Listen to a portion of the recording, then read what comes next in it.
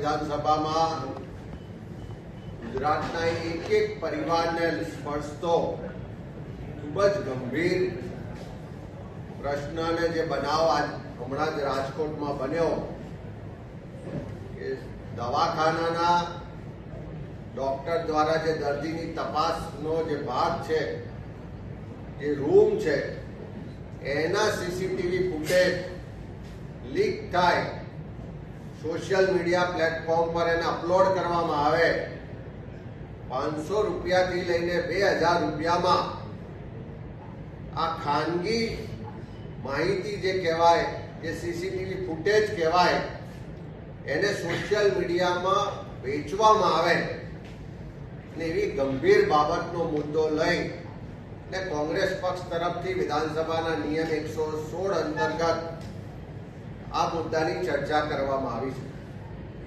ગુજરાતમાં આ વિષય જ્યારથી બહાર આવ્યો ત્યારથી દરેક પરિવારને ચિંતા છે. દરેક પરિવાર આજે ભય હેઠળ જીવે છે કે ક્યાંક એના ઘરના સીસીટીવી ફૂટેજ, ક્યાંક એના બેડરૂમમાં લગાવેલા સીસીટીવીના ફૂટેજ, ક્યાંક શાળાના કોલેજના સીસીટીવીના ફૂટેજ, ક્યાંક મોલમાં કાં તો જે ચેન્જિંગ રૂમ છે એના સીસીટીવી ફૂટેજ, હોટલ કે જાહેર સ્થળોના સીસીટીવી ફૂટેજ કે વિધાનસભાના સીસીટીવી ફૂટેજ કોઈ હેક તો નહીં કરી લીધા હોય ને? કોઈ એમની પ્રાઇવેટ જે ખાનગી માહિતી છે, જે દિનચર્યા છે, એને સોશિયલ મીડિયા પર વેચી તો નહીં દે ને? અને એ બાબતનો મુદ્દો ઉઠાવતા વિધાનસભામાં કોંગ્રેસ તરફથી રજૂઆત કરી કે જે રીતે રાજકોટમાં એક હોસ્પિટલમાં મહિલા દર્દીના તપાસણી દરમિયાનના, સારવાર દરમિયાનના જે ખાનગી કહેવાય, અંગતપણો કહેવાય, એવા સીસીટીવી ફૂટેજ જે જાહેર થયા એને સોશિયલ મીડિયા પર 5 લાખ કરતા વધારે લોકોએ જોયા અને એના પછી પોલીસ દ્વારા, જે સાયબર વિભાગ દ્વારા જે આરોપીઓને પકડવામાં આવ્યા અને માહિતી મળી કે આ આરોપીઓ દ્વારા છેલ્લા 9 મહિનાની અંદર 50,000 જેટલા સીસીટીવી હેક કરવામાં આવ્યા હતા.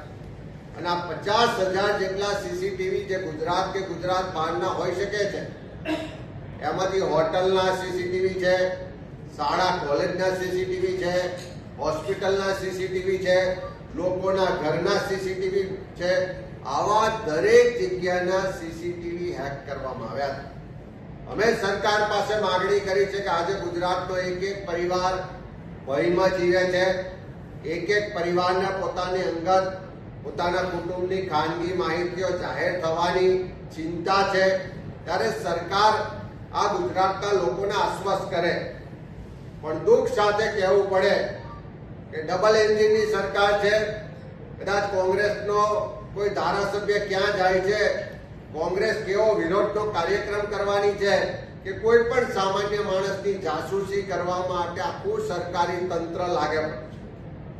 આઈબી પાસેની આગોતરી માહિતી હોય છે. મંત્રી અહીંયા વિધાનસભામાં ગણાવતા હતા કે સોશિયલ મીડિયા પર આટલા જાતના સીસીટીવી ફૂટેજ કે વિડીયોનું ઓપ્શન થઈ રહ્યું છે. રાજકોટનો બનાવ બન્યો પછી સરકારને ખબર પડી કેમ તમારી પાસે આટલું મોટું તંત્ર હતું, આટલા મોટા પ્રમાણમાં સીસીટીવી હેક થઈ રહ્યા છે, તો પહેલા સરકારી તંત્રને, ગૃહ વિભાગને માહિતી કેમ ના મળી? કેમ તમે લોકોની ખાનગી માહિતી સોશિયલ મીડિયા પર આવતા પહેલા એને રોકી ના શક્યા? કેમ પોલીસ પ્રશાસનનો હેકરોને ડર નથી લાગતો? કેમ લોકોની ખાનગી માહિતી સોશિયલ મીડિયા પર જાહેર થઈ રહી છે, એનો વેપાર થઈ રહ્યો છે, પણ સરકાર એનો જવાબ આપતી નથી. સરકાર આજે પણ એમ કહે છે કે અમે આટલા લોકોને પકડ્યા, અમે આમ કર્યું. અમે સરકાર પાસે ખાતરી માંગી છે કે આવનારા દિવસોમાં કોઈના પણ જીવનની ખાનગી માહિતી, કોઈ પણ સીસીટીવી ફૂટેજ હોય કે કોઈનો પણ મોબાઈલ કે કોમ્પ્યુટર હેક કરી અને જે ખાનગી માહિતીઓનો વેપાર કરવાનું એક વ્યવસ્થિત ષડયંત્ર ચાલે છે, લોકોની આબરૂ લેવાનું એક વ્યવસ્થિત ષડયંત્ર ચાલે છે, એને રોકવા માટે સરકાર આગળ આવે, ગુજરાતના લોકોને આશ્વસ્ત કરે કે કોઈની પણ ખાનગી માહિતી ભવિષ્યમાં આવી રીતે જાહેરમાં નહીં વેચાય એવી માંગણી સાથે 116 નિયમ મુજબ ચર્ચા કરી છે.